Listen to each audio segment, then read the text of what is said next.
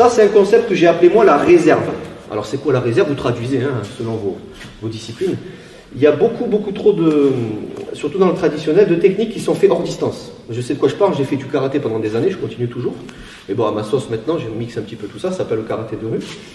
Mais bon, en traditionnel, on fait beaucoup de techniques comme ça. C'est-à-dire, on ne touche pas, d'accord? Mais on arrive ici. Pour moi, hein, ça n'engage que moi, si vous arrivez dans n'importe quelle technique, on va en voir plusieurs, même les jambes, hein, si vous arrivez devant quelqu'un à ça, devant sa tronche, déjà on se dit ça va, c'est impressionnant, c'est bien, il s'est contrôlé, certes. C'est mieux ça que de lui péter le pif sans contrôler.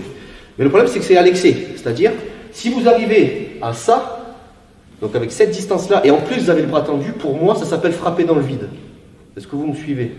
Si vous faites ça, ah oui, c'est beau, c'est sympa, oui, pas de problème, la gestuelle est bonne. La distance, elle n'est pas bonne du tout, c'est mon opinion. Donc, ce que je vous recommande, c'est de faire ce que j'appelle la réserve. Ça veut dire quoi? Ça veut dire, ici, je vais venir au contact, je vais toucher le partenaire, et je vais avoir ça. C'est un exemple hein, sur le crochet ou le direct. Dans chaque technique, vous allez essayer de faire ça. On va faire chaque technique isolée après, hein, tous ensemble. Ça, c'est ce que j'appelle la réserve. Ça veut dire quoi? Ça veut dire, c'est un partenaire, je ne veux pas le sécher, je ne veux pas lui faire mal, je m'arrête ici. Ça peut être ici. D'accord? Et ça, c'est la réserve. Ça veut dire, c'est un partenaire, je m'arrête là. Si c'est un agresseur, je suis déjà à bonne distance pour traverser et tendre le bras. Et c'est ça la valeur du coup, elle est là. Donc ça, c'est très important à comprendre. Il ne faut pas faire ça. D'accord? Pour démarrer, c'est déjà très bien. Mais bon, très vite, commencez à comprendre qu'il faut s'arrêter avec une distance ici pour être justement à bonne distance. Et ici, après, vous pouvez traverser. Ça s'appelle la réserve. Est-ce que tout le monde a compris? C'est valable dans les jambes aussi. Hein. On voit, mettons en position, voilà. On voit beaucoup de coups de pied écrasants, notamment comme ça. Karaté, on voit ça souvent. C'est très beau. Je touche hein, le genou, hein. Mais c'est que de la surface. Je vais t'amener au sol, je te le dis à l'avance.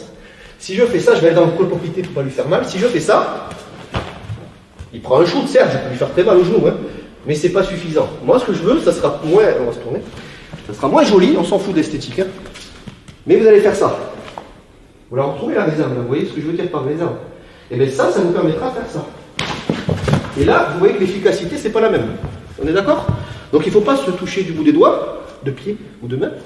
Il faut se traverser. Par contre, on n'est pas obligé à chaque fois de se ruiner comme ça, de se traverser à fond. Mais vous devez être en capacité de le faire. Si tu souhaites aller encore plus loin, à savoir décupler tes connaissances en self-défense, devenir confiant et efficace en situation réelle, mais ce que je t'invite à faire, c'est à cliquer juste ici.